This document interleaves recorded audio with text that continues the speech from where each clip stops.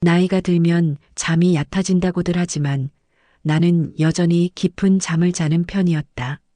아마도 젊은 시절 병원에서 야간 근무를 수없이 돌며 이야기를 들으시기 전에 구독과 좋아요는 영상 제작에 힘이 됩니다. 감사합니다. 체력을 혹사시킨 탓인지 몸은 어느 정도의 수면만 허락받으면 골아떨어지곤 했다. 그날 밤도 그랬다. 저녁 9시쯤 누워 책을 읽다가 어느새 눈이 감겼고 이불을 덮은 채로 깊은 어둠 속으로 빠져들었다. 그런데 그 고요한 어둠이 갑작스럽게 깨졌다. 무언가가 문을 두드리는 소리였다. 처음엔 꿈속의 소리인 줄 알았다. 톡, 톡, 톡. 규칙적이지만 급박한 리듬이었다. 나는 잠결에 뒤척이며 소리의 근원을 찾으려 했지만 의식이 완전히 깨어나기 전까지는 그저 멀리서 들려오는 메아리 같았다. 그러다 문득 목소리가 들렸다. 할머니, 빨리 나오세요. 그 목소리에 나는 벌떡 일어났다. 심장이 두근거리며 가슴을 쳤다. 누구지? 이 시각에 누가 나를 찾는 거지? 시계를 보니 새벽 3시 7분이었다. 한밤중도 아니고 그렇다고 아침도 아닌 어정쩡한 시간. 세상이 가장 고요하고 사람들이 가장 깊이 잠든 시간이었다. 할머니, 지금 바로 나오셔야 해요. 목소리가 다시 들렸다. 이번엔 더 절박했다. 나는 비로소 그 목소리의 주인을 알아차렸다. 박시온. 우리 집 1층에 새 들어 사는 청년이었다. 21살쯤 되었을까. 대학에서 드론 정비를 전공하며 야간에는 편의점에서 아르바이트를 한다고 들었다. 조용하고 예의 바른 청년이었는데 그가 이 시간에 왜 내 방문을 두드리는 걸까? 나는 서둘러 이불을 걷어차고 일어났다. 무릎이 시큰거렸지만 신경 쓸 겨를이 없었다. 슬리퍼를 질질 끌며 현관으로 향했고 문고리를 잡는 순간 밖에서 다시 목소리가 터져 나왔다. 할머니, 제발요. 나는 문을 열었다. 차가운 새벽 공기가 얼굴을 후려쳤다. 복도의 희미한 조명 아래 서 있는 시온의 얼굴은 창백했다. 그의 눈빛에는 공포와 다급함이 뒤섞여 있었고 이마에는 땀방울이 맺혀 있었다. 그는 내 팔을 붙잡으며 말했다. 지금 당장 나가셔야 해요. 설명은 나중에 할게요. 무슨 일인데 그러니? 나는 물었지만 시온은 대답 대신 내 팔을 잡아 끌었다. 그의 소나기에는 힘이 잔뜩 들어가 있었다. 나는 본능적으로 뭔가 심상치 않다는 걸 느꼈다. 평소 같으면 이런 무례한 행동에 한마디 했겠지만 그 순간만큼은 그럴 수 없었다. 시온의 표정이 너무나 진지했고 그의 떨림이 고스란히 내 팔로 전해졌기 때문이다. 가방 좀 들고 가야 하는데. 나는 얼떨결에 말했다. 시온은 고개를 끄덕이며 잠시 기다렸다. 나는 서둘러 방으로 돌아가 작은 크로스백을 집어들었다. 그 안에는 통장과 도장, 그리고 몇 가지 중요한 서류가 들어 있었다. 간호조무사로 평생을 일하며 모은 돈이 그 통장 안에 있었고 집 문서도 그 안에 있었다. 나는 무슨 일이 생길지 모르니 일단 이것만큼은 챙겨야 한다고 생각했다. 가방을 메고 나오자 시온은 다시 내 손을 잡았다. 우리는 계단을 따라 1층으로 내려갔고 현관문을 빠져나와 골목으로 향했다. 밤 공기는 차가웠고 거리는 텅 비어 있었다. 가로등 불빛만이 희미하게 우리의 그림자를 비추고 있었다. 어디로 가는 거니? 나는 숨을 헐떡이며 물었다. 시온은 대답하지 않고 계속 걸었다. 아니, 걷는다기보다는 거의 뛰다시피 했다. 나는 70이 넘은 나이에 이렇게 빨리 걷는 게 힘들었지만 최선을 다해 그를 따라갔다. 무릎이 욱신거렸고 숨이 턱까지 차올랐다. 골목 모퉁이를 돌아 조금 더 가자 시온이 멈춰섰다. 그는 뒤를 돌아보며 우리 집 쪽을 응시했다. 나도 그의 시선을 따라 돌아봤다. 그리고 그 순간 나는 숨이 멎는 것 같았다. 우리 집 2층 창문에서 희미한 불빛이 새어나오고 있었다. 그것도 내 방이 아니라 거실 쪽 창문이었다. 분명 내가 나올 때 불을 껐는데 누가 켠 걸까? 그리고 그 불빛은 일반적인 전등 불빛이 아니었다. 뭔가 흔들리는 듯한 불규칙한 빛이었다. 저게 뭐니? 나는 떨리는 목소리로 물었다. 시온은 한참을 침묵하다가 입을 열었다. 가스요.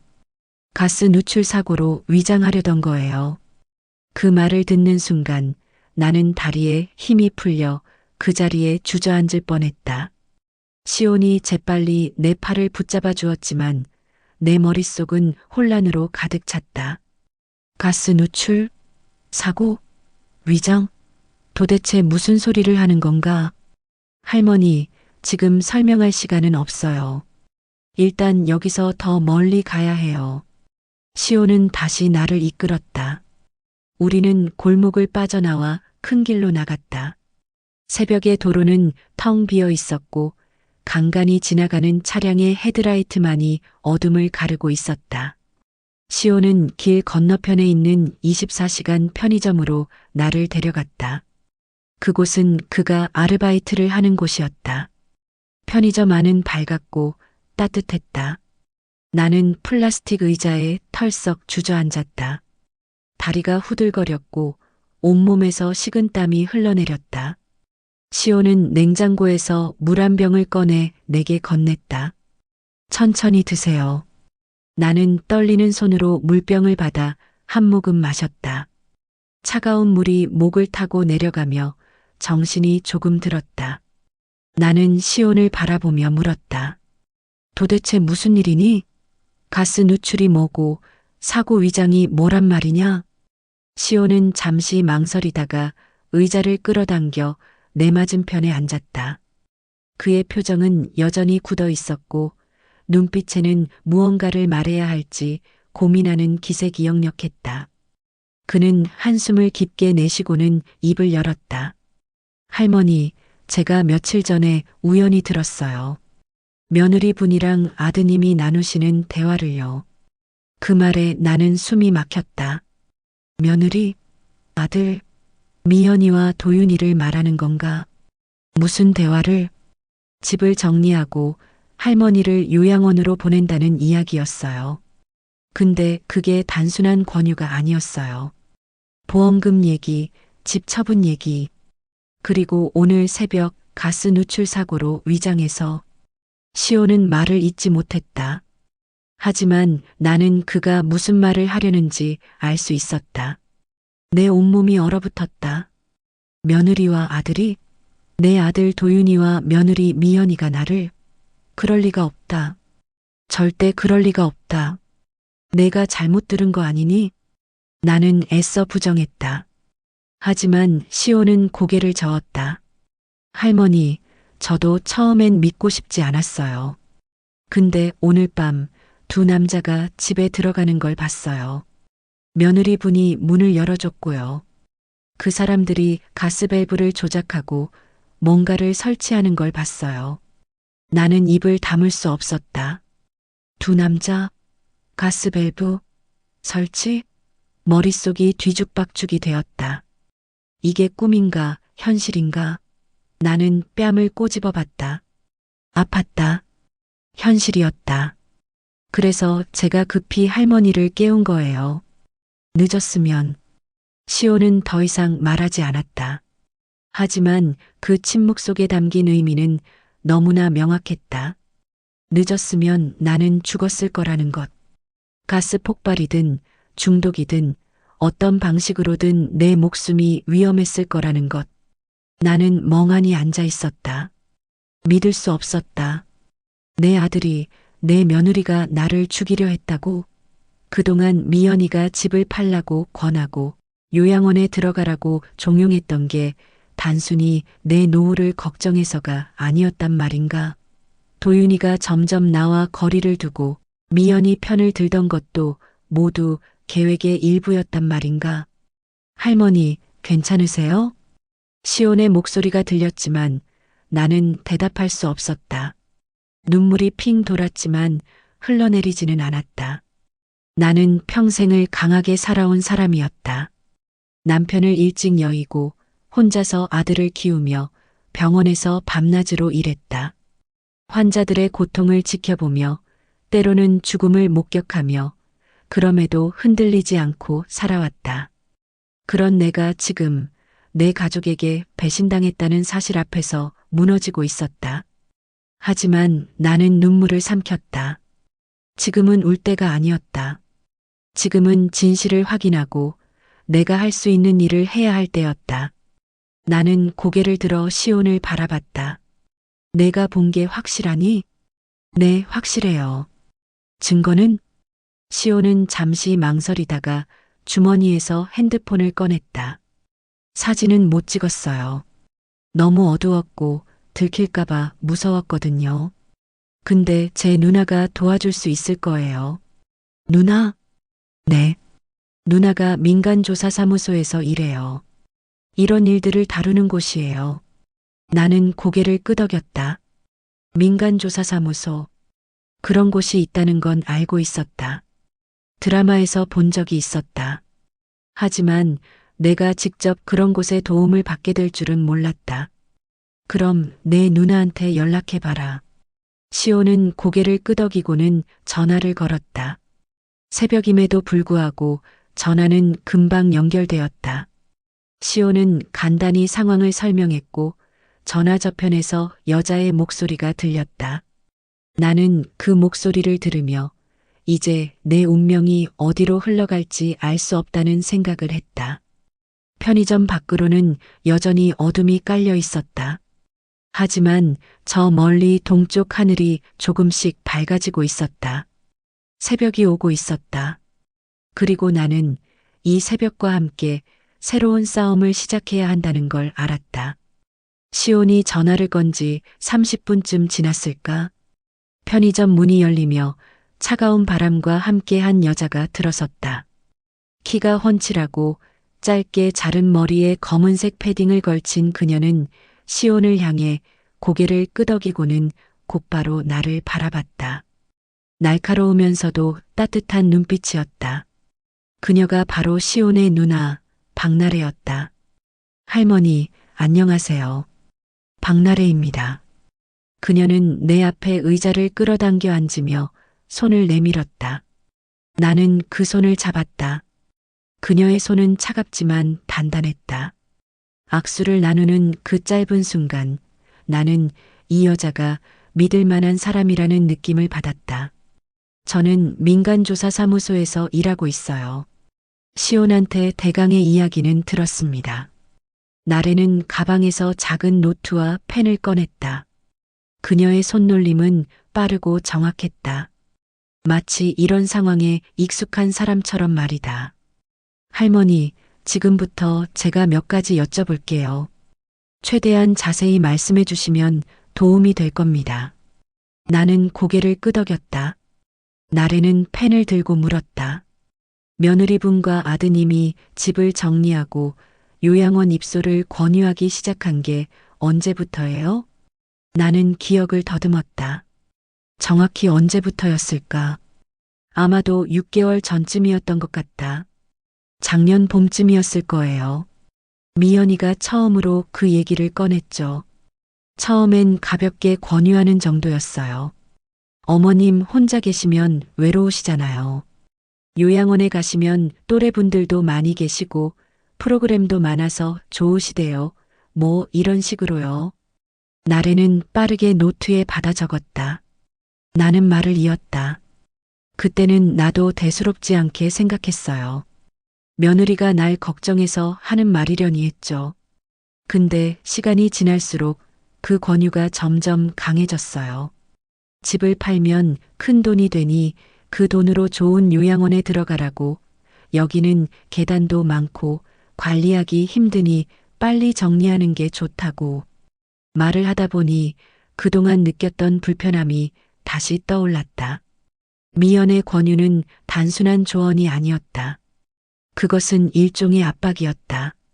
나는 매번 거절했지만 미연은 포기하지 않았다. 한 달에 한두 번씩 찾아와서는 같은 이야기를 반복했다. 그리고 점점 도윤까지 그 말에 동조하기 시작했다. 아드님도 같은 의견이셨나요? 나래의 질문에 나는 씁쓸하게 웃었다. 처음엔 아니었어요. 도윤이는 엄마가 원하시면 그때 가셔도 돼요라고 말했어요. 근데 석 달쯤 전부터인가 도윤이 태도가 바뀌었어요. 미연이 말에 동조하기 시작했고 나중엔 아예 엄마 이제 결정하셔야 해요라고까지 말했죠. 나래는 고개를 끄덕이며 무언가를 적었다. 그리고 다시 물었다. 보험은 들어두신 게 있으세요? 네. 몇 년 전에 미연이가 재무 설계를 해준다고 하면서 몇 가지 보험을 들었어요. 생명보험이랑 상해보험. 정확한 건 잘 모르겠어요. 수익자는 누구로 되어 있나요? 아들이요. 도윤이로 되어 있을 거예요. 나래는 잠시 펜을 멈추고 나를 바라봤다. 그녀의 표정에서 뭔가 확신에 찬 빛이 스쳤다. 할머니, 사실 저희가 며느리 분을 알고 있었어요. 나는 깜짝 놀라 그녀를 바라봤다. 무슨 소리예요? 나래는 한숨을 내쉬며 노트를 덮었다. 제가 일하는 사무소에서 몇 달 전에 다른 사건을 조사한 적이 있어요. 한 노인이 요양원에 들어간 뒤 얼마 안 가서 사고로 돌아가셨는데 그분 며느리가 보험금을 받았죠. 그 며느리 이름이 서미연이었어요. 내 심장이 멎는 것 같았다. 미연이가 내 며느리가 다른 노인의 죽음과 연관되어 있다고? 그때는 증거 부족으로 사건이 마무리됐어요. 하지만 저희 소장님은 확신하셨죠. 그 며느리가 조만간 또 비슷한 일을 벌일 거라고요. 그래서 제가 미연 씨 주변을 살펴보다가 할머니 댁을 알게 됐고 동생을 세입자로 들여보낸 겁니다. 나는 믿을 수 없다는 표정으로 나래를 바라봤다.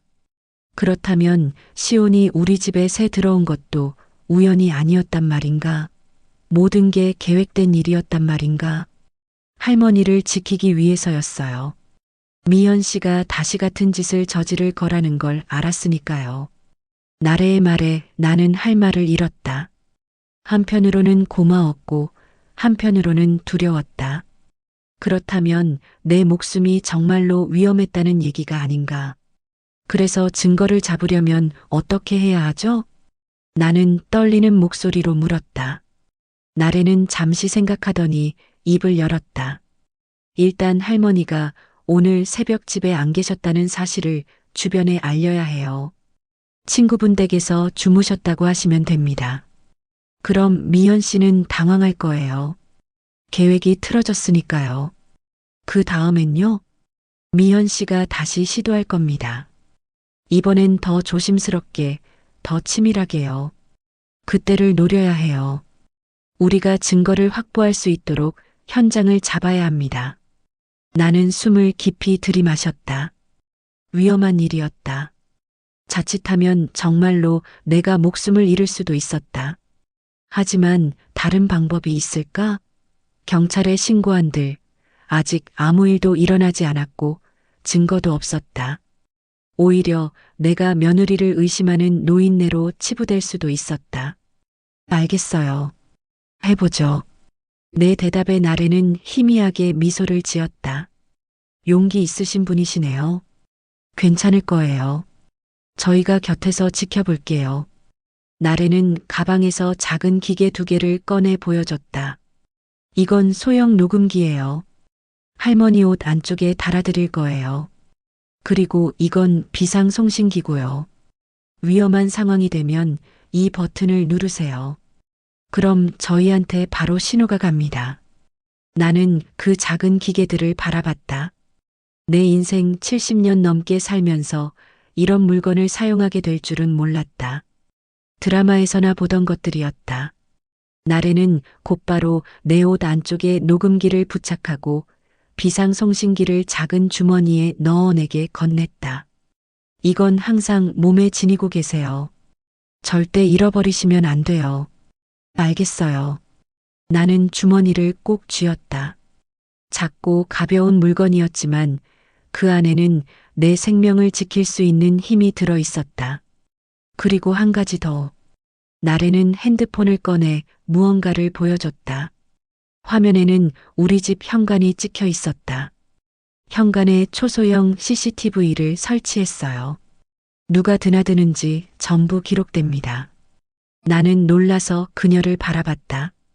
언제 설치한 거예요? 일주일 전쯤이요. 시온이가 설치했어요. 나는 시온을 바라봤다. 그는 미안하다는 표정으로 고개를 숙였다. 할머니, 미리 말씀드리지 못해서 죄송해요. 근데 이게 증거로 필요할 거라고 생각했어요. 이틀이 지났다. 그 이틀은 내 인생에서 가장 길게 느껴진 시간이었다. 나래로부터 홍삼액 분석 결과를 기다리는 동안 나는 집안에서 평소처럼 지냈다. 밥을 먹고 청소를 하고 텔레비전을 보고 낮잠을 잤다. 하지만 내 마음은 한시도 편하지 않았다. 항상 긴장 상태였고 작은 소리에도 깜짝깜짝 놀랐다. 미연에게서는 매일 전화가 왔다. 홍삼액을 잘 먹고 있냐고, 몸 상태는 어떠냐고, 요양원 견학 날짜는 정했냐고 물었다. 나는 그때마다 적당히 대답했다. 홍삼액은 잘 먹고 있다고, 몸은 괜찮다고, 요양원은 다음 주쯤 가보겠다고 거짓말을 했다. 사실 홍삼액 병들은 나래가 가져간 뒤 하나도 남아있지 않았다. 대신 나래가 비슷한 병을 구해다 놓았다. 혹시 미연이 갑자기 방문해서 확인할 수도 있으니까. 나는 그 가짜 병들을 보며 씁쓸하게 웃었다. 이 모든 게 연극 같았다. 아니, 연극보다 더 치밀한 계획이었다. 사흘째 되는 날 오후 나래에게서 전화가 왔다. 할머니, 결과 나왔어요. 지금 갈 수 있으세요? 나래의 목소리에는 긴장감이 어려 있었다. 나는 즉시 대답했다. 갈 수 있어. 어디로 가면 되니? 사무소로 오세요. 중요한 얘기가 있어요. 전화를 끊고 나는 서둘러 외출 준비를 했다. 가방을 챙기고 현관문을 나서는데 가슴이 두근거렸다. 드디어 진실이 밝혀지는 순간이 왔다. 홍삼액 안에 정말로 무언가가 들어 있었던 걸까? 택시를 타고 사무소로 향했다. 창밖으로 스쳐 지나가는 거리 풍경을 보며 나는 생각했다. 만약 정말로 독이 들어 있었다면? 만약 내가 그걸 마셨다면? 나는 지금쯤 병원에 있거나 아니면 이미 죽었을지도 모른다. 사무소에 도착하자 나래와 소장이 기다리고 있었다. 소장의 얼굴은 평소보다 더 굳어 있었다. 나래는 나를 안으로 안내하며 의자를 권했다. 할머니, 앉으세요. 차 한 잔 드시고 들으세요. 나래가 따뜻한 차를 건넸지만 나는 차를 마실 기분이 아니었다. 빨리 결과를 듣고 싶었다. 소장이 책상 위에 놓인 서류를 집어들며 입을 열었다. 윤할머니, 분석 결과가 나왔습니다. 홍삼액 6병 중에서 3병에서 수면제 성분이 검출됐습니다. 수면제. 그 단어를 듣는 순간 나는 숨이 막혔다. 수면제요? 네. 일반적인 수면제가 아니라 상당히 강한 성분이에요. 한 병을 다 마시면 심각한 의식 저하가 올 수 있고 여러 병을 연속으로 마시면 호흡 곤란이나 심정지까지 올 수 있습니다. 소장의 말에 나는 손이 떨렸다. 그렇다면 미연이 가져온 홍삼액은 정말로 나를 죽이기 위한 것이었다. 하루에 한 병씩 먹으라고 했으니 사흘이면 치사량에 이를 수도 있었다는 얘기였다. 그럼 이게 증거가 되는 건가요? 네, 충분한 증거입니다. 하지만 문제는 이걸 누가 넣었는지 입증하는 거예요. 며느리분이 가져온 건 맞지만 그녀가 직접 넣었다는 걸 증명해야 합니다. 소장의 말에 나는 고개를 끄덕였다. 맞는 말이었다. 미연은 자기도 모르게 누군가 조작한 제품을 샀을 뿐이라고 발뺌할 수 있었다. 우리는 더 확실한 증거가 필요했다. 그럼 어떻게 해야 하죠? 나래가 앞으로 몸을 기울이며 말했다. 할머니, 며느리 분이 또 뭔가를 가져올 거예요. 아니면 직접 뭔가를 권할 수도 있고요. 그때를 노려야 해요. 현장에서 그들의 입으로 직접 자백을 받아내야 합니다. 자백을요? 네. 할머니가 녹음기를 작동시킨 상태에서 대화를 유도하시는 거예요. 왜 이런 걸 주는지, 목적이 뭔지 물어보세요. 그들이 방심하고 말하는 순간을 잡아야 합니다. 나는 깊이 숨을 들이마셨다. 위험한 일이었다. 자칫하면 그들이 눈치채고 더 급하게 행동할 수도 있었다. 하지만 다른 방법이 없었다. 알겠어요. 해보겠어요.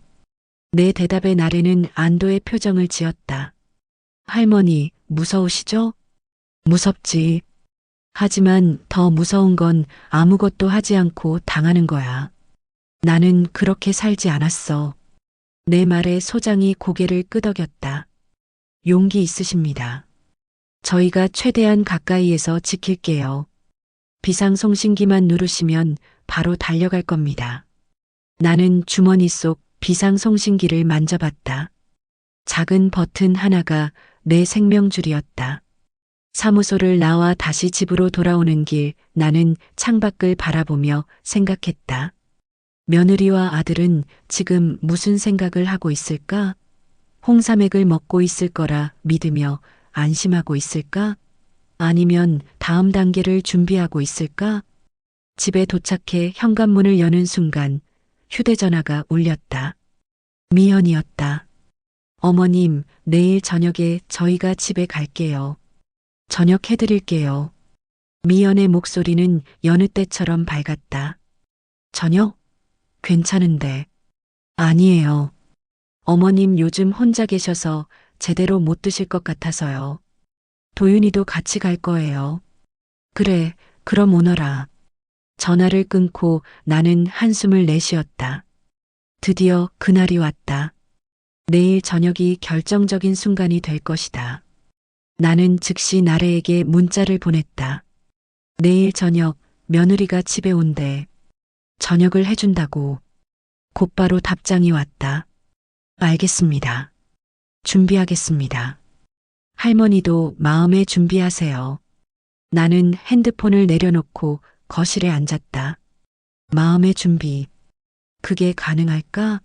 내 아들과 며느리를 함정에 빠뜨리는 일에 마음의 준비가 될 수 있을까? 하지만 나는 해야만 했다. 이건 생존의 문제였다. 그들이 나를 죽이려 한 이상 나는 나를 지켜야 했다. 그날 밤 나는 잠을 이루지 못했다. 천장을 바라보며 온갖 생각이 머릿속을 스쳐 지나갔다. 도윤이가 태어나던 날, 첫 생일, 초등학교 입학식, 중학교 졸업식, 대학 합격 통지서를 받던 날 결혼식. 모든 순간들이 파노라마처럼 지나갔다. 나는 좋은 엄마였을까? 아들에게 충분히 사랑을 주었을까? 혹시 내가 잘못한 게 있었을까? 아들이 이렇게 변한 건 내 탓일까? 하지만 아무리 생각해도 답은 없었다. 사람의 마음을 바꾸는 건 돈이었다.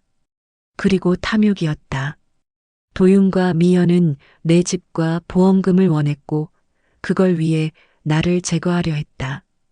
그게 전부였다. 다음 날은 유난히 느리게 흘러갔다.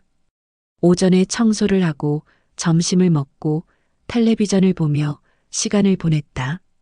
오후 4시쯤 나래에게서 전화가 왔다. 할머니, 저희 지금 근처에 대기하고 있어요. 시온이도 같이 있어요. 비상송신기만 누르시면 3분 안에 도착할 수 있어요. 고맙구나. 할머니, 꼭 기억하세요. 그들이 뭔가를 권하면 바로 먹지 마시고 대화를 유도하세요. 왜 이걸 주는지, 목적이 뭔지 물어보시는 거예요. 그들이 방심하고 말을 하면 그게 증거가 됩니다. 알았어. 걱정 마. 전화를 끊고 나는 옷 안쪽의 녹음기를 확인했다. 제대로 작동하고 있었다. 주머니 속 비상송신기도 만져봤다. 모든 준비가 끝났다. 저녁 6시 초인종이 울렸다. 나는 심호흡을 하고 문을 열었다. 미연과 도윤이 서 있었다. 미연의 손에는 큰 가방이 들려 있었고 도윤은 와인 한 병을 들고 있었다. 어머님 왔어요. 오늘 맛있는 거 해드릴게요. 미연은 환하게 웃으며 말했다. 나는 최대한 자연스럽게 웃으며 대답했다. 그래, 고맙다. 들어와. 두 사람은 부엌으로 들어갔다. 미연은 가방에서 식재료를 꺼내기 시작했다. 소고기, 야채, 그리고 작은 유리병 하나. 나는 그 유리병을 보며 가슴이 철렁했다. 미연은 능숙하게 요리를 시작했다. 도윤은 거실에 앉아 텔레비전을 보고 있었다. 나는 부엌 입구에 서서 미연을 지켜봤다. 그녀는 고기를 굽고 야채를 볶고 국을 끓였다. 모든 게 평범한 저녁 준비처럼 보였다. 하지만 나는 놓치지 않았다. 미연이 국을 끓이며 슬쩍 그 유리병을 꺼내 국에 무언가를 넣는 것을 재빨리 아무도 모르게. 하지만 나는 봤다. 내 심장이 빠르게 뛰기 시작했다. 드디어 결정적인 순간이 왔다. 나는 침착함을 유지하며 부엌으로 들어갔다. 뭐 도와줄 거 없니? 아니에요, 어머님. 거의 다 됐어요. 조금만 기다리세요. 미연은 웃으며 대답했다. 그 웃음이 얼마나 차갑게 느껴지던지. 식사 준비가 끝났다. 식탁에는 고기, 야채볶음, 그리고 따뜻한 국이 놓였다. 도윤이 자리에 앉았고 미연도 앞치마를 벗으며 앉았다. 나도 자리에 앉았다. 어머님, 오늘 소고기 정말 좋은 걸로 샀어요. 많이 드세요. 미연이 내 앞에 고기를 놓으며 말했다. 그리고 국그릇을 내 앞으로 밀었다. 국도 드세요. 몸에 좋은 재료 많이 넣었어요. 나는 국그릇을 바라봤다. 따뜻한 김이 올라오고 있었다. 그 안에 무엇이 들어있는지 알고 있었지만 나는 참았다. 아직은 때가 아니었다. 고맙구나.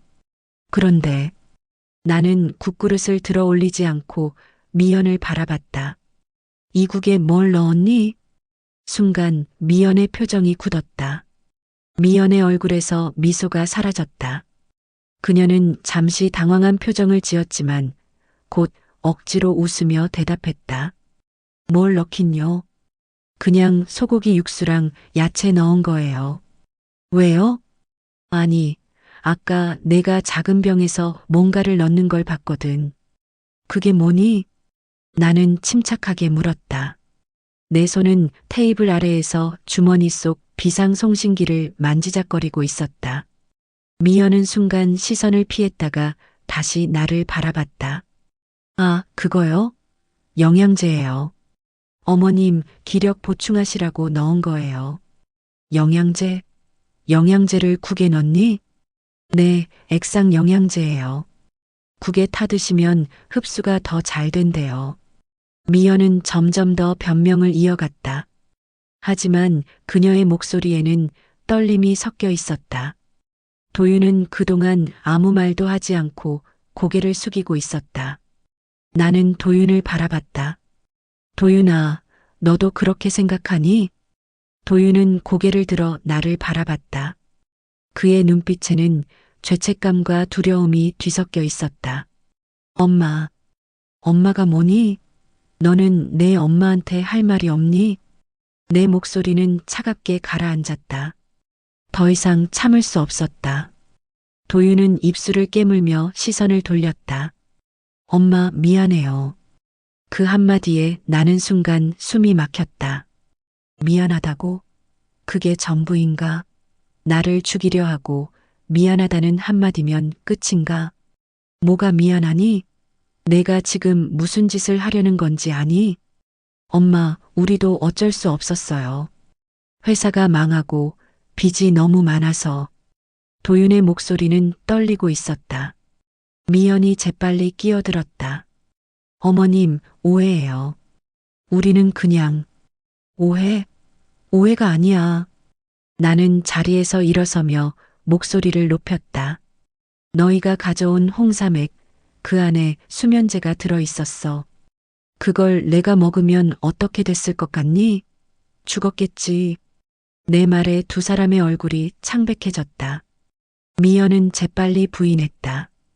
그게 무슨 소리예요? 우리는 그냥 시중에서 산 제품인데. 거짓말하지 마. 나 다 알아. 나는 주머니에서 비상송신기를 꺼내 버튼을 눌렀다. 그리고 옷 안쪽의 녹음기를 만지며 말했다. 지금까지 대화 전부 녹음됐어. 너희가 한 말 다 기록됐다고. 미연의 얼굴이 일그러졌다. 그녀는 자리에서 벌떡 일어나며 소리쳤다. 어머님, 이게 무슨 짓이에요? 무슨 짓은 너희가 하는 거지. 나를 죽이려고 한 게 너희야. 나는 물러서지 않았다. 74년을 살면서 겪은 모든 고난이 지금 이 순간을 위해 나를 단련시켰다는 생각이 들었다. 나는 더 이상 두렵지 않았다. 도윤이 자리에서 일어나며 말했다. 엄마, 제발.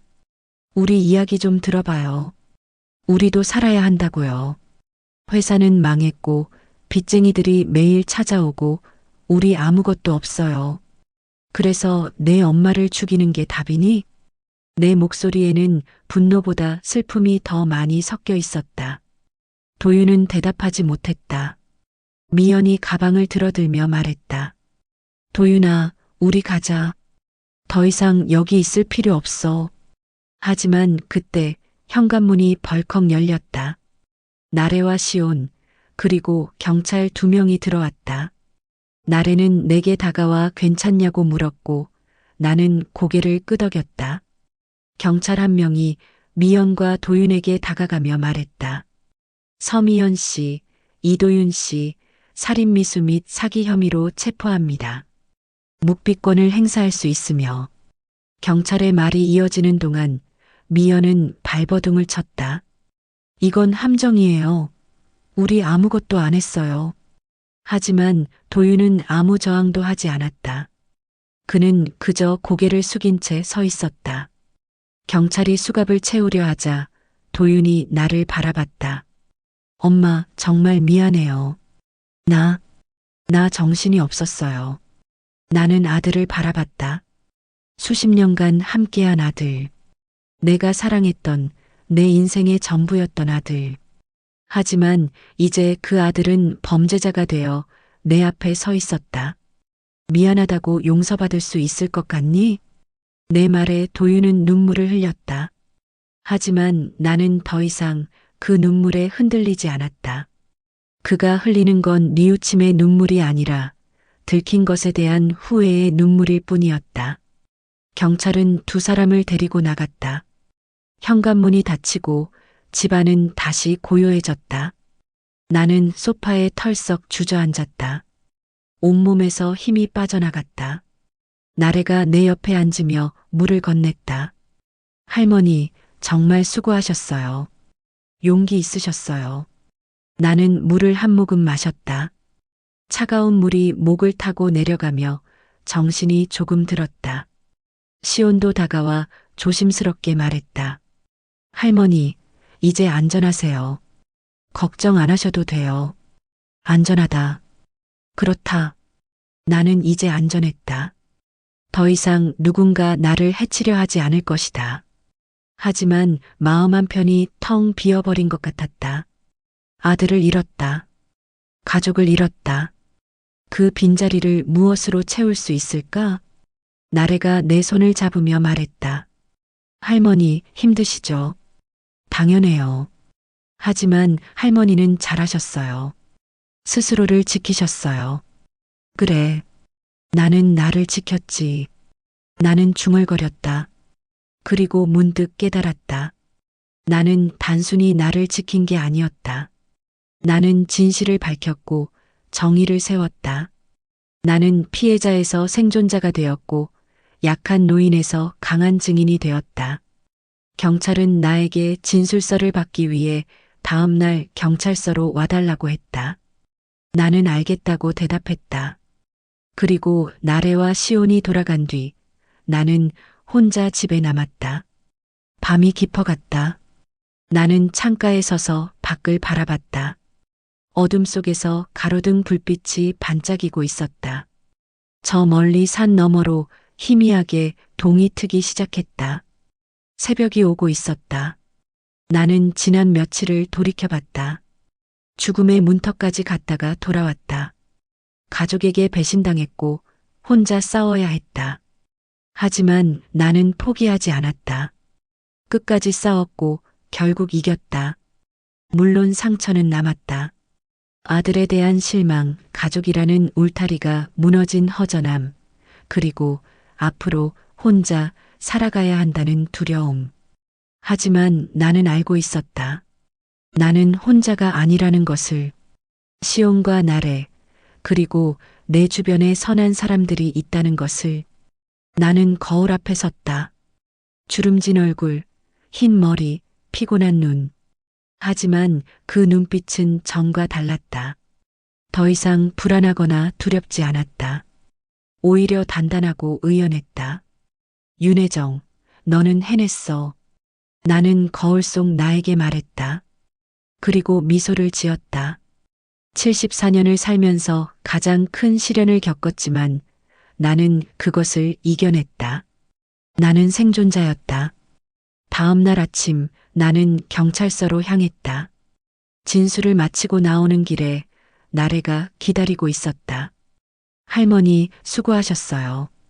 이제 법적 절차만 남았어요. 그래, 고맙다. 너희가 없었으면 나는 지금 이 세상에 없었을 거야. 나래는 고개를 저었다. 아니에요. 할머니가 용기를 내셨기 때문이에요. 할머니의 힘이었어요. 우리는 함께 걸었다. 햇살이 따뜻했다. 거리에는 사람들이 오가고 아이들이 웃으며 뛰어다녔다. 평범한 일상이었다. 하지만 나에게는 특별한 일상이었다. 살아있다는 것, 숨쉬고 있다는 것, 그것만으로도 감사했다. 집으로 돌아와 나는 청소를 시작했다. 어젯밤의 흔적들을 지우고 집을 정돈했다. 그리고 작은 가방을 꺼내 중요한 서류들을 정리했다. 통장, 도장, 집 문서. 이제 이것들은 오롯이 내 것이었다. 누구도 빼앗아갈 수 없었다. 오후에는 오랜만에 친구에게 전화를 걸었다. 그동안 못 만났던 친구들과 약속을 잡았다. 다음 주에는 동네 복지관에서 하는 프로그램에도 등록하기로 했다. 나는 다시 내 삶을 살기 시작했다. 며칠 뒤 나래에게서 연락이 왔다. 미영과 도윤은 증거 불충분으로 일부는 혐의를 부인하고 있지만 녹음 파일과 홍삼액 분석 결과 그리고 CCTV 영상 덕분에 기소가 확실하다고 했다. 재판은 몇 달 뒤에 열릴 예정이었다. 나는 그 소식을 담담하게 받아들였다. 물론 가슴 한편이 아팠다. 아들이 법정에 서게 된다는 사실이 믿기지 않았다. 하지만 그것은 그가 선택한 길이었다. 나는 더 이상 그것에 대해 책임질 수 없었다. 시간이 흘렀다. 계절이 바뀌고 나뭇잎이 지고 다시 새싹이 돋아났다. 나는 여전히 내 집에서 살고 있었다. 시온은 여전히 1층에 새 들어 살고 있었고 가끔 나를 찾아와 안부를 물었다. 나래도 종종 들러 차를 마시며 이야기를 나눴다. 어느 날 저녁 나는 베란다에 앉아 석양을 바라봤다. 붉게 물든 하늘이 아름다웠다. 나는 따뜻한 차를 한 모금 마시며 생각했다. 나는 늙었지만 약하지 않다. 나는 혼자지만 외롭지 않다. 나는 상처받았지만 무너지지 않았다. 나는 여전히 살아있고, 여전히 싸울 수 있고, 여전히 희망을 가질 수 있다. 노인은 표적이 아니다. 노인은 단지 나이가 많을 뿐, 여전히 힘이 있고, 지혜가 있고 존엄이 있는 존재다. 나는 그것을 증명했다. 창밖으로 별이 하나둘 떠오르기 시작했다. 나는 그 별을 바라보며 속으로 다짐했다. 남은 삶은 내가 원하는 대로 살겠어. 두려움 없이, 후회 없이, 당당하게. 그리고 나는 미소를 지었다. 진심으로, 편안하게, 행복하게. 새벽은 지나갔고, 이제 나의 새로운 아침이 시작되었다. 이야기는 즐거우셨나요? 구독과 좋아요는 영상 제작에 힘이 됩니다. 감사합니다.